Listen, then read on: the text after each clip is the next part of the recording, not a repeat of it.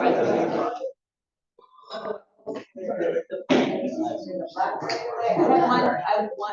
that's a lie. It's now 6:30. We will be calling our meeting to order. Thank you for attending. We have a shared vision in the Fernwood School District to provide excellence for every student so that each will reach their greatest potential. Thank you to the members of the public who have joined us. As a reminder, school board meetings and work sessions are meetings of the board held in public, providing an opportunity to observe the board's discussion and actions. In an effort to conduct official board business, we ask that the audience be respectful and refrain from questions, comments, and unnecessary noise while the board conducts the meeting. There is an opportunity for citizen comments tonight, and the board look forward to hearing from those who have signed up. I will share some more reminders when we get to that portion of the meeting. Also, please note that board meetings are live streamed and posted on the school board website. And at this point, we will start at school.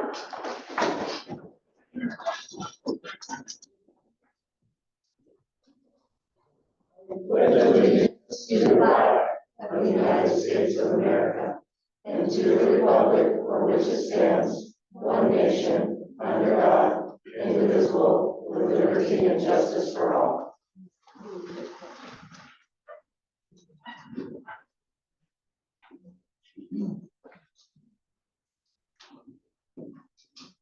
So we do have public comments. We have two tonight. The school board, Fernwood School Board encourages public input. Person wanting to provide public comment will need to complete and submit an intent to speak form to the board secretary by 1 p.m. on the day of the board meeting. Public comment is limited to this place on the agenda, not to exceed a total of 30 minutes for all commentators. A person given public comment is limited to an established time limit of 3 minutes. While speakers may, during public meetings, offer objective criticism of the school operations and programs, the board will not hear personal complaints concerning district personnel nor against any person connected with the school system. Please state your name and if you're a resident of the district. If speaking for an organization, state the name of that organization. The board reserves the right to refer the matter to the administration. And for us tonight, we do have two, and we'll start with Jessica. And we do have this lovely space here, so you can be centered. My name is Jessica. I have a 7th grader at the middle school and a senior at the high school. I appreciate you guys taking the time to listen to me tonight. I am here because the school has chosen to let a child with vagina in the locker room with my son, with a room full of boys with penises. As I understand that it's not fair to have that child go in the girls' locker room necessarily, the school district is failing by not giving that child a safe space to go. I perused the ODE 48-page document that was released in 2023. Federal Title IX prohibits sex discrimination in any federal funded education program, which includes discrimination based on gender identity. June 2021, notice of interpretation. These are guidelines, they're recommendations, and they're all interpreted. So these are not rules, they're not being set forth. Page 6, this guidance is not legal advice, nor should it be relied on as legal advice. Page 10. In preventing and redressing discrimination, must formulate, interpret, and apply their rules in a manner that respects the legal rights of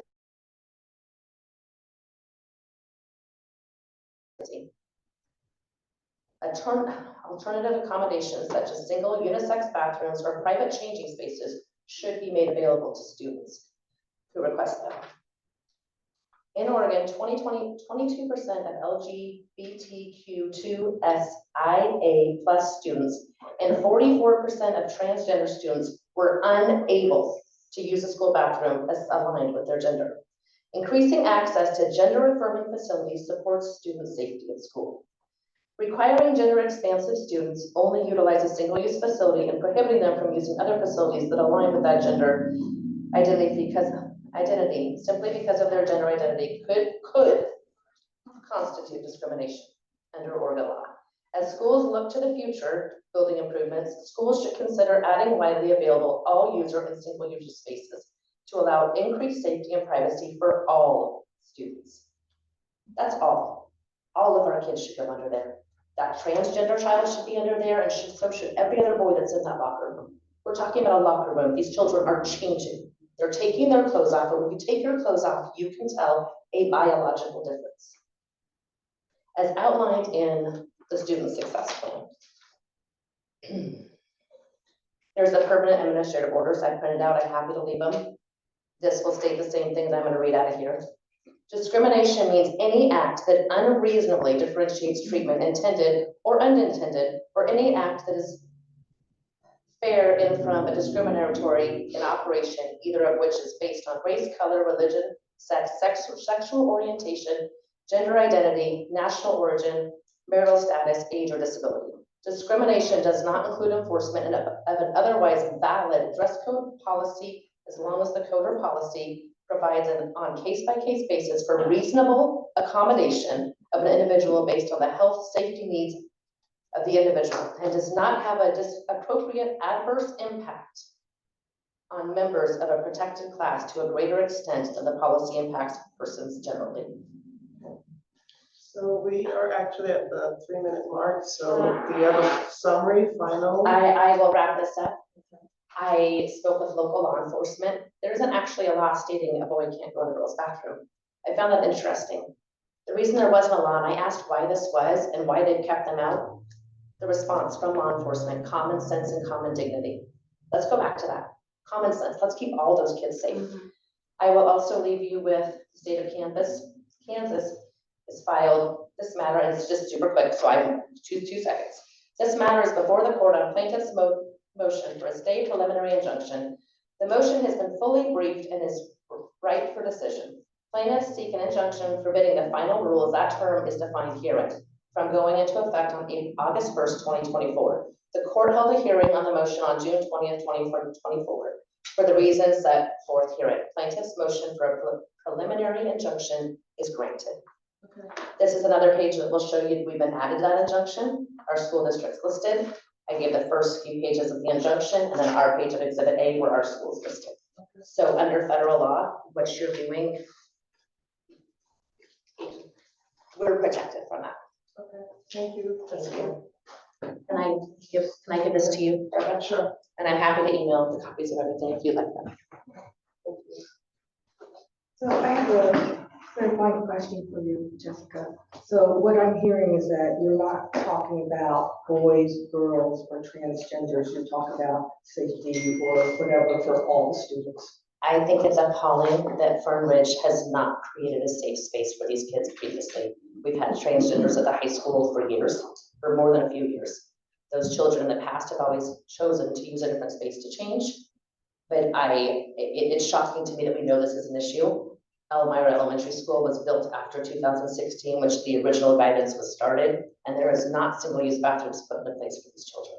So I'm just as appalled that this child, I don't think that child should have to go back to the girls' locker room. I don't. I think that a safe spot that's accessible, that's within the realms of being able to go to. When you look at lawsuits, none of the things that I've seen are transgenders wanting to be in the bathroom. They want a safe spot that's accessible. They don't want a broom closet. They don't want to be 2 stories in 10 minutes of walking distance, so they're late for class. They are owed somewhere that they can go change with dignity and in a safe environment. And putting all of those kids in that environment, I don't believe to be safe.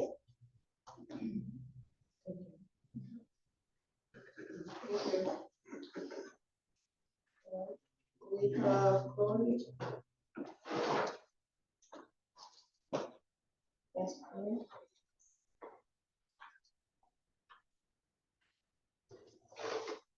Thank you. Just state your name. I think there was an organization, so you can just let us know. Yes, Chloe Chapman, I'm with Summit Beach. I'm a resident of Eugene. And Superintendent Carpenter, Chair and board members, I'm grateful for the opportunity to speak with you today. So I work for Summit Bank. I've been a resident of Eugene for nearly 10 years. And I'm a proud mother of 3-year-old twin boys, really happy to see them. Their names are Soren and Silas. They'll start their kindergarten journey in a couple of years. I want to start by thanking you for your service to our community. The tireless commitment of your leadership, your teachers and staff improves the lives of so many students and families in our county. We have a stronger community because of Fern Ridge School District. I'm here today to ask for your consideration in partnering with Summit Bank by banking locally. As some of you may know, Summit Bank is the only bank headquartered in the Eugene-Springfield area. And we love our area, we're invested in its success, and our shareholders, our leadership team, and our board of directors are virtually all local to this area. We have over 100 employees that live and work in Lake County, some of whom live here in Elmira and Covina. Community banks are vital to thriving local economies. We use deposits to redeploy money to small businesses, nonprofits, and schools, many of whom are owned, operated, and staffed by Fern Ridge School District parents. We've helped local construction companies buy new equipment, local restaurants open new locations, and our financing has built affordable housing across the county.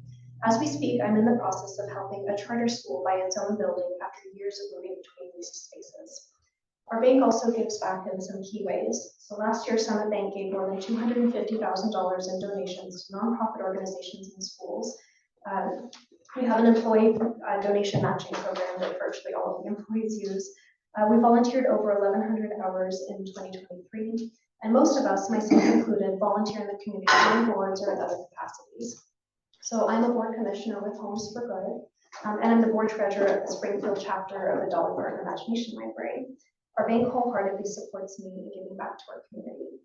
We continue to win the top 100 best workplaces in Oregon, which are based on employee survey results. We care about our employees and are highly supportive of working families. Just last month, I took the twins to a men's game, an event that was hosted by Summit Bank. We do this kind of stuff all the time. Summit Bank is a small community bank where no loan size is too small. We've helped many businesses whose names you would recognize get their start. However, as we've grown, we've become an excellent partner for our local government, municipalities, and educational institutions. And we love supporting your operations, your missions, and your growth. We work personally with our clients, and we do not have 1-800 numbers, and any dollars deposited with Summit Bank are reinvested back into our community. Like the Fern Ridge School District, Summit Bank is committed to local prosperity and local success. We ask that you please consider depositing funds and banking locally with us, and we would welcome the chance to speak with you further. Thank you so sincerely for your time, for your consideration, and for your service to our community. Thank you.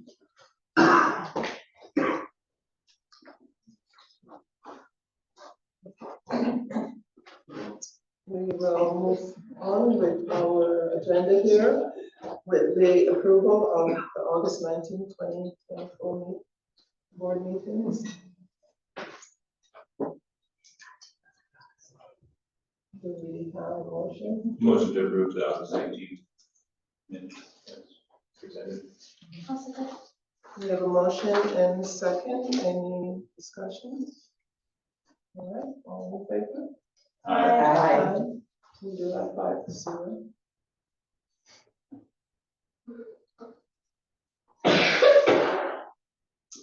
Okay. And we have one, all right. We're ready for the business office for the enrollment report morning.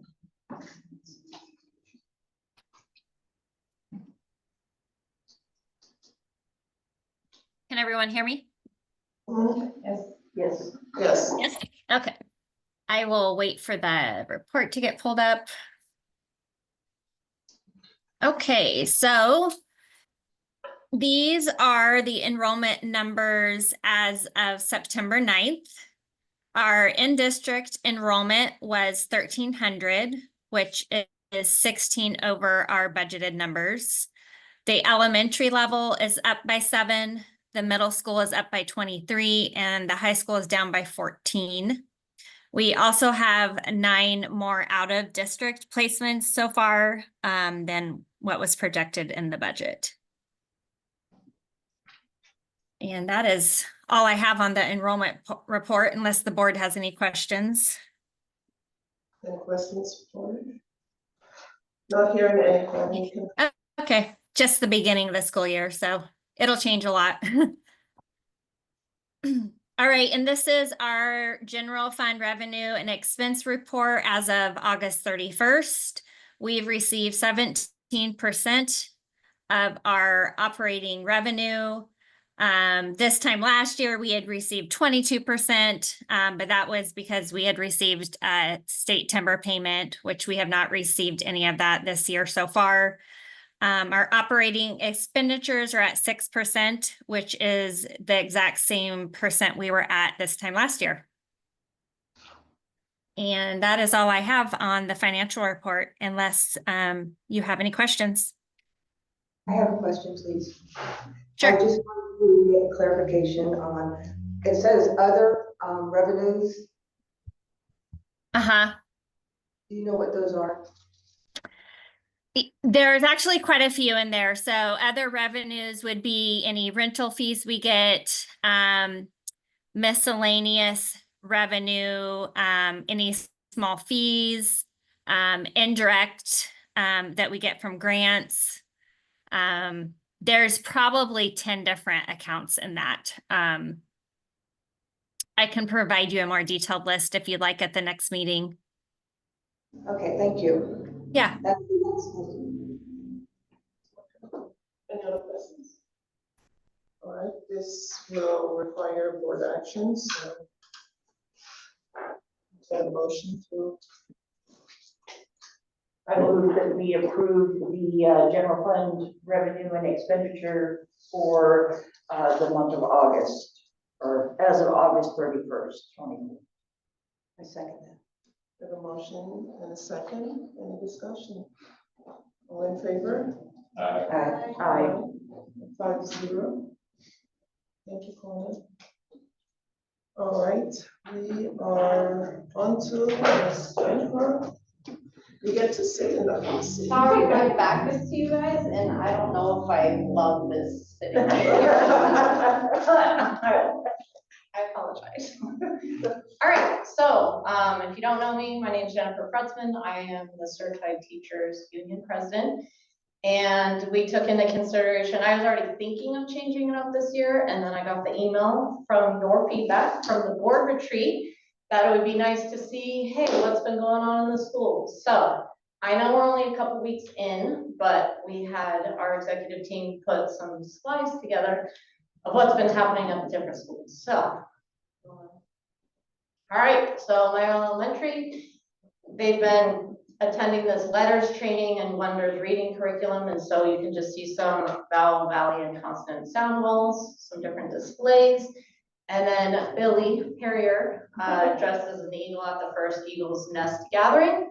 And they just focus on celebrating student achievements and just building a strong school community and try to just create some fun activities and games. So I thought that was fun from Elmira Elementary. And then Benita was showcasing and thanking pals for the new paint on the playground. I haven't seen it yet, but I think that was pretty cool. And then some artwork for those we lost on September 11th that they had created.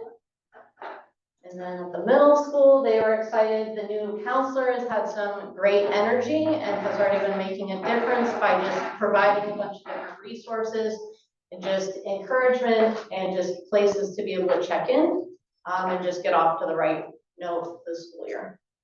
And then the big thing at the high school, fall sports. I feel like that's a lot of the focus these first couple of weeks has just been fall sports kicking off.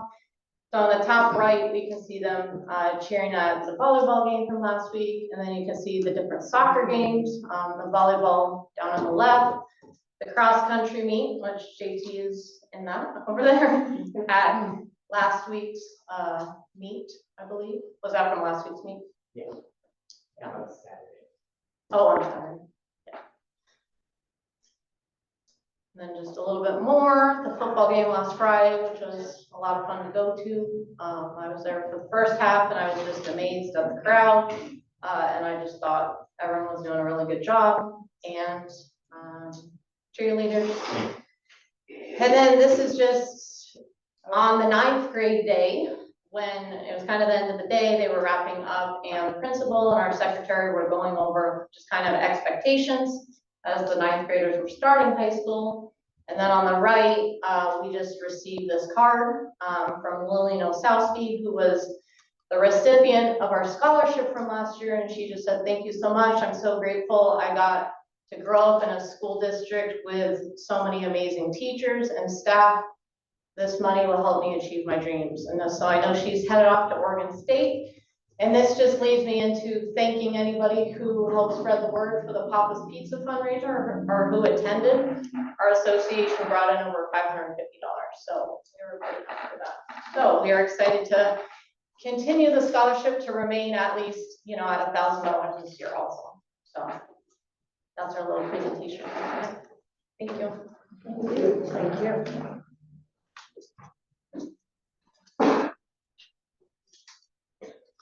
We want to welcome our students, Fern and JT. Welcome to the board meetings, and hopefully we'll learn as much from you as you will from us. So, all right. And I think you both are presenting. Are you sharing today? Oh, yes, we fortunately didn't print it out, so we have it on our phones. That's the new technology, right? Yeah.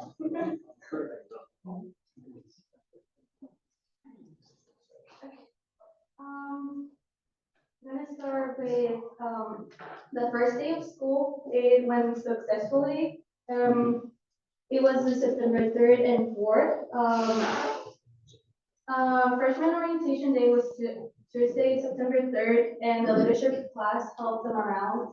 We gave them tours around the school, and we had a big assembly where they would show their new staff, and we had like different activities for them. And then for the seniors' first day of school, we held senior sunrise out on the front lawn of the high school. We did that the night before to paint our senior rock, and we honored Miss Deborah Saint, who passed away, by painting it pink with a breast cancer awareness ribbon. And yeah, I think they had like I had to leave early, but they had a kind of a drive-in type rock going after it. They put up a big projector with the movies. And we had like a countdown. We had a cross-country meeting September 10th. We hosted it at the home at the country fairgrounds. You had Carmen placed 7th, and a few runners broke their records as well. And we held a first football home game September 13th. And the spirit team was Camo, and we unfortunately lost, but we're hoping to have more luck in future games. The nice thing was that a lot of students turned out. We got a lot of participation in the Spirit Day. It was nice to feel that again, be back at Spring Pride. As far as what we're looking ahead to, we in the leadership class are working on planning homecoming, which is coming up pretty soon on October 5th. We'll have a full Spirit Week of different dress-up days, and it'll be pretty traditional. Homecoming, the only difference is we won't have like king and queens or princes and princesses. It's like very small, like we're picking it or who we're electing. It's just homecoming royalty. It's just kind of a smaller group. We hope to honor them in the homecoming parade, which will be Friday, October 4th. Yes. Overall, the theme for homecoming is colors, and each class has different colors they will be using for their hallways and the parade as well. It was very simple. For 9th graders, we'll have black, 10th graders will have gold, 10th graders will have purple, and 12th graders will have all 3 colors. And we're hoping to use them all in the parade so you can identify which grade is which. Our plan with that was just kind of get the year rolling again, keep it simple, get a lot of students participating in the Spirit Days early on, just something simple that everyone can easily participate.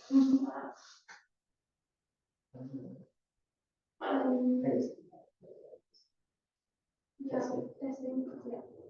And then the last thing we're kind of looking forward to, which you'll get to hear about at our next meeting probably. We're all going to start preparing for our testing day, which will be October 30th. So seniors are prepping for the SAT and ASVAB. Juniors will get to take the official PSAT, and then sophomores and ninth graders each have their own kind of smaller versions of PSAT specific to their grade levels. That's all we have. Thank you. I do have a question. So, if I heard you right, Mike, is there's no queen or king, but there's a royalty group? Yeah, so in the past, we've had a homecoming and then a winter formal. And so with homecoming, it's been princesses and queens, and then the winter formal is princes and kings, and then we combine them for prom. Okay. But the last few years, we haven't always hosted a winter formal, and instead of keeping it just princesses and queens, we've kind of just switched it. There's going to be 2 royalty members for each grade level, and then the seniors will have 3 royalty members, and it's not distinguished, like we could have 2 boys win it, 2 girls win it, 2, just any collection. And then by the end, when everyone votes and gets announced at the game, it'll just be 1 senior winner to be prom or homecoming royalty. Okay. And then for that, I believe each loyalty member gets to take, a date, a +1 to the homecoming dance. I believe there are like tickets and everything. Okay, thank you. Thank you. Thank you. All right, Ms. Marshall, you're up. Okay, hey, this is awkward, sorry guys. I don't have a ton to present, but I'll just share a couple items. As you know, it's going to be a huge year with integrated plan because essentially we have a lot of little things that will happen all throughout the year. The first thing that's coming up for me is October 3rd. We'll do what's called an SIA performance review. And so it's a meeting with ODE, and essentially they look at the last 3 years. And so every year we have to do these annual reports. I'll do the annual report for you guys next month or November. It's due November 30th. So whichever meeting feels less heavy, I'll bring it in here, present it to you guys. And they ask the 3 questions, like how did you meet your focal group? How did you meet student health needs? What were some barriers and challenges? What were things where you found success? So you'll hear all of that. And so the performance review looks at your last 3 years of answers. You talk with ODE and they give us a checkbox, I guess. This is the first time we've done it. But coming up, we'll have our quarter 4 and our annual report, which you've seen before multiple times. And then what I'm going to do with that one is I'm going to actually attach the early literacy report for you as well, because even though it's not required, it will be required. So I just feel like that way you guys can at least get an idea of what that will look like. All of our grant agreements are pretty much up and signed. We post the SIA one, so you're able to see that on district and state reports. We're waiting for the early literacy one, and I don't know what's taking so long there, but it's nothing on the district's end. We're just waiting for the state. We'll be working, and hopefully I'll try to keep this on your radar, because any input that you guys have or any part that you want to be of this team and planning as we go, this whole year is planning for the 25 through 27 application for the integrated plan. So essentially what you have to do is you look at all these different areas, whether it's attendance or our SIA or early literacy or high school success, and we create one district kind of vision and plan. So, and we do student input surveys, those will come out, staff input, community input. We do things within the community and with Lane County school districts. So we gather all this information and then we kind of create our plan. I don't see it being terribly different than what we've already kind of been doing, but we have permission to make adjustments. And so this is like when we can change our entire outcome goals if we wanted to, or at least the language. Right now you can't even change the language. Our ESSER dollars are completely spent. We wrap them up supporting our summer program and our kids program. So we have a really successful K-5 program and our kids, which we've been doing for years. And then the last thing I would share is just appreciation for our staff and our admins that are supporting. You know, our teachers are back, and that first couple weeks is very heavy, But we also have a significant amount of people participating in professional learning, whether it's the letters training, which is huge.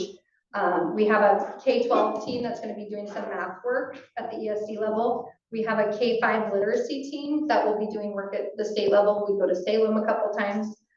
We have monthly meetings. Our entire 6-8 staff, both licensed and instructional assistants, have been getting trained on STAR assessment, which is our overarching assessment for math and reading. And so essentially every kid in the district, K-8, will take what's called a computer adaptive test. It's 35 problems-ish. And if they get it right, it gets a little harder. If they get it wrong, it gets a little easier. I have kids on both ends of the spectrum. This guy down here that's on an IEP said, it was so fun, it was so easy. I was like, oh, baby, you know. And then my other one up here is like, oh, it was really hard. I was like, oh, okay, you know. So I think it's not something that kids get super intimidated by because the test adapts to them. And then from there, teachers and administrators can go in and dial in those reports for their curriculum-based measures, their progress monitoring, and then like really intensive, like this is what you need to do for this kiddo. So staff is excited, but it's a big lift. That is all I had. And probably the next few months, I'll be doing more formal presentations. Any questions? I just wanted to ask, so would we be able to see that test? To start, Mhm.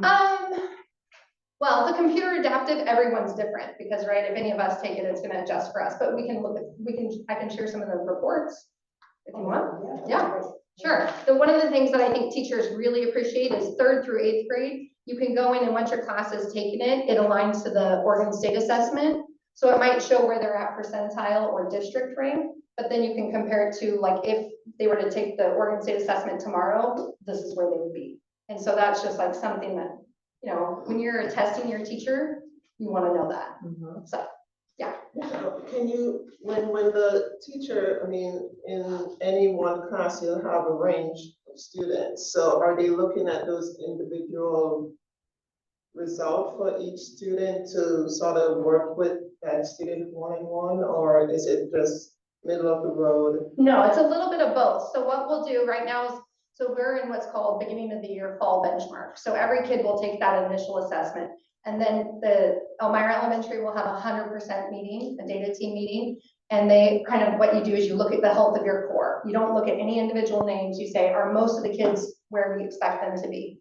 And then you kind of look at different things that you can do, instructional strategies, engagement strategies. As a team, you make some goals. You just look at your general data for both math and reading.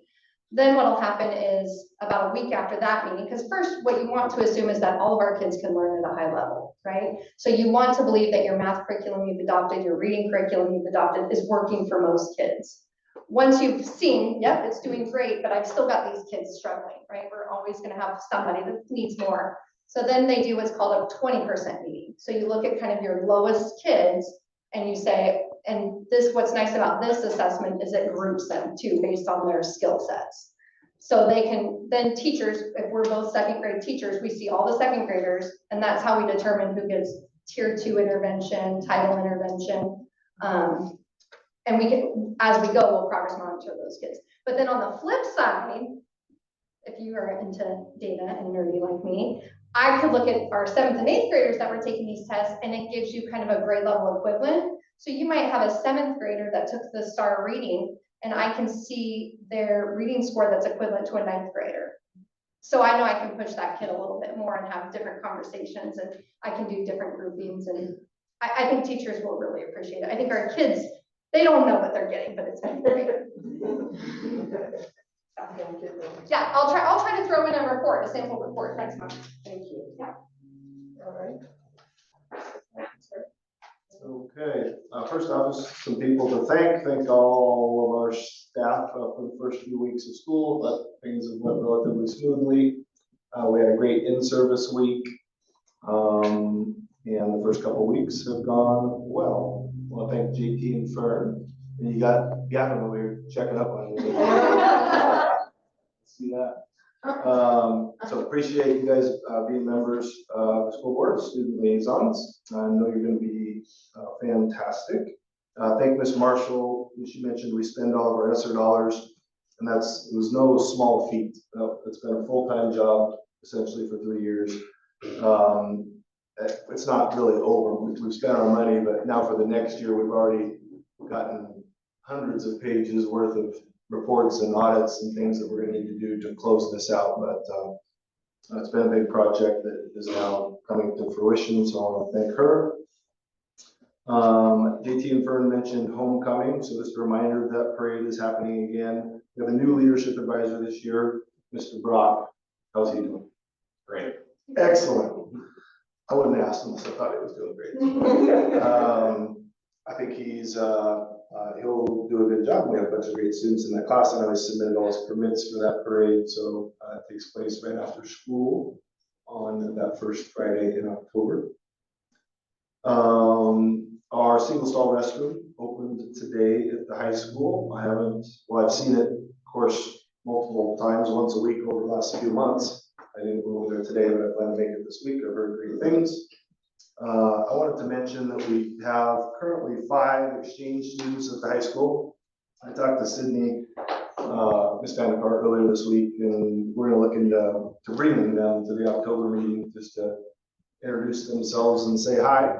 But I wanted to say who they are and where they're from. We have Erica. I won't even tempt her last name. And she's from Moldova. Extra credit if you can tell me the countries north and south of Moldova. So I couldn't have passed that either, but Moldova is just south of Ukraine and north of Romania. We have Lourdes from Spain. We have Lucas from Germany. We have Danis from Bosnia, which is just east of Croatia and just west of Serbia. And we have Lennox from Germany. So 5 exchange students this year. Whenever we have exchange students, they definitely add something to the culture and experience of high school kids. I'm getting to see kids from all around the world, so we're excited to have them. Hopefully I can get them, if not all 5, a few of them, to introduce themselves at our next board meeting. We have our 2 bond meetings planned for next week. The first of the bond oversight committee scheduled for next Thursday, the 26th. And then our first meeting of the EHS Athletic Facility Planning Committee next Tuesday, the 24th. Well, it's not signed yet. Hopefully by the end of the day tomorrow, we have our signed nursing contract. I mentioned to you my Friday update emails, providing some what's called delegation training to our staff, mostly around students with diabetes. So our staff administer insulin to insulin-dependent kids. So we're on track there. I want to thank all the staff, and in particular the Booster Club, for the event Friday night that they held at the high school. That takes a lot of people, a lot of planning from our grounds people who worked hard on the field, the facility, our custodians, maintenance, and trash cans, and just helping get things set up. Our ticket takers, of course, all the staff that came to support. We had a wellness committee activity that night, and then all the parents that just donated their time and energy to make an event like that happen. I appreciate that. A reminder that in October we have a work session. So 5:30, hopefully everybody's got their book. Your homework is chapter 1 and 2. We'll have Kristen from OSBA here at that time. Will she be remote or will she be here? She'll be here. She'll be present. For all of our work sessions, she'll be here in person. And that's all I have. I do. I just wanted to ask, so when Kristen comes, and I can text her if you need me to, but she's going to have the questions that she's going to be asking? No. I think that conversation will happen in December. October work session is just around board and professional development. So conversations, professional interactions and relationships. The piece around superintendent evaluation and the community surveys that we're talking about, that'll be in December, where I'll confirm with her, but I'll do it on the email tomorrow. But it's December where the board will select a couple, the way I understand it, a couple areas to target during the survey, and that's where she'll share questions. I'll send it. Okay, but as far as the book is concerned, we have a work session in October with Kristen. We're to read chapters 1 and 2. And there's gonna be dialogue about that. Does she have a set dialogue, or is it something she's gonna do off the top of her head? Oh, I would assume, although I haven't asked, she'll have a lesson planned out for based on those chapters and to encourage discussion. I'll see if she can send us a little more detail on what that's gonna look like. Thank you.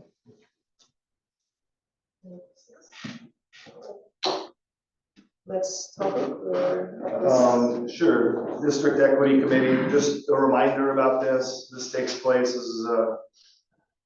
is a required thing now. Senate Bill 732 for us, for districts under 10,000 in size, which is the majority of the state. We have to have this in place by September of 25. So again, I'm just bringing this to your attention. Ms. Marshall and I have met on this a couple times. We have most of our documents in order, and probably starting in October, we'll start doing some website posts about this, some Parent Square social media things, just advising community members, staff members, students of what it is, what the requirements are. We'll set the application timeline, when the application will open, when it'll close, and then next spring-ish will be the time that I come to you with the recommendation of who's on the committee. The board places them on the committee. They'll get some training over the summer. First meeting, I think, is required before September 15th, 2025. So just wanted to keep it on your radar and let you know that we're continuing to work on this. And for now, I think we're on track. we have a set size. Yeah, I think our set size was 8. We're hoping to get, I'm not saying it could be a little bit more if we had significant interest from folks that kind of meet the criteria to be on the committee, but I want to say they recommended 6 to 12 or something. Yeah, for a district our size, and so we were looking at like 2 staff, 2 parents, 2 community, 2 students, if we can get that many. So Springfield's a little bit ahead of us, and they were aiming for 12 and had to extend, and Springfield's obviously significantly larger than us. So I think we'll keep at it till we get a full team, but. That's all I had on that topic. Okay, so we have the Oregon School Board Association Annual Convention in November.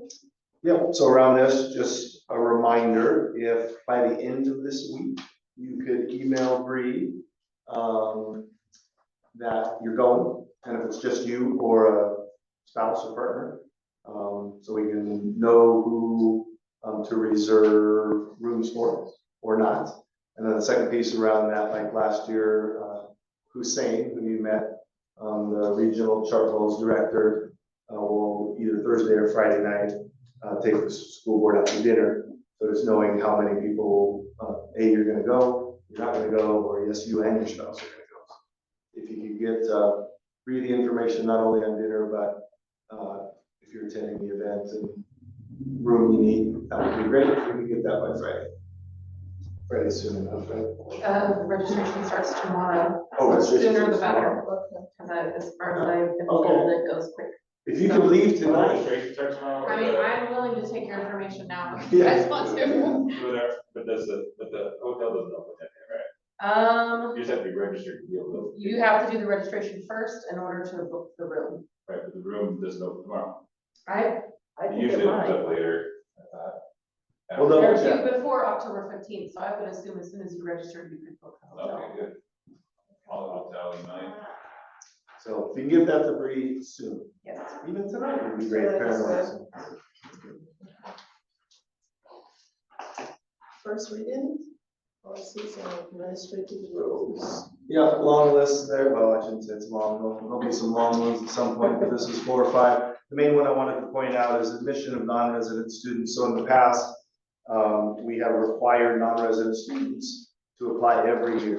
So what happens is around March, April, May, when the board is approving the number per grade level of school, parents are real anxious, reaching out and checking around Lane County. Most do not do that. They just, you're in. So that's what our policy is changing to essentially. So let's say your family from Crow wants to attend Fern Ridge as a kindergartner. I get the paperwork, I approve it, send it back to Crow, and then that family doesn't need to do that for the next 12 years. They're just approved. There is language that says if your attendance is terrible or you aren't following student code of conduct, I can revoke it, say, go back to Crow. In general, make it easier on not only on families, but just make it easier on our people tracking all this. Always have to work each year about making sure the parents get it turned in time, etc. Also create a little more stable information for principals, knowing that, yeah, they're including them in our enrollment, but we expect to come back in the fall. So I think this change is, again, aligned with what most other folks do, and also makes it easier on the families that are doing this. After you, obviously this is just first reading, after you read through any of these, if you have any questions before the next school board meeting on any of these topics, just let me know.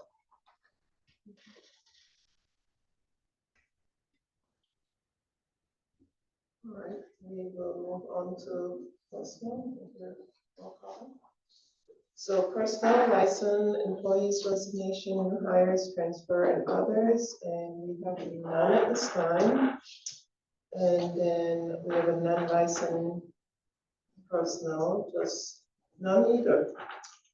Just for your information, Just you. by mostly IAs and coaches. Okay. Do we have any late items? Closing comments? Okay, we have a list of upcoming events. Elmira Elementary PTA meeting and open house. Bonita Elementary has open house in September, and a lot of open houses.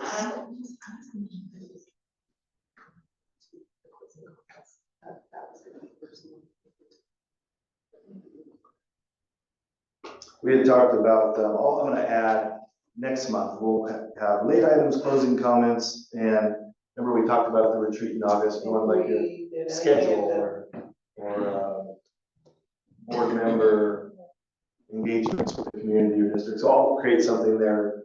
So I guess this would, you guys had asked about that, again, we'll edit that to get it consistently on here, but this is the time where if you had either things that you've been to or seen or done or plan to go to the next few weeks.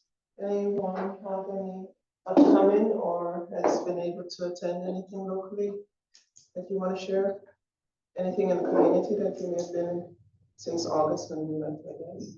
Both Mark and Lisa were at the football game for yelling at the referees. And I missed the harvest, so the team took off. Harvest happens on a Saturday, not that we're local. All right, anything else? Well, I think we're adjourned. Thank you all for coming.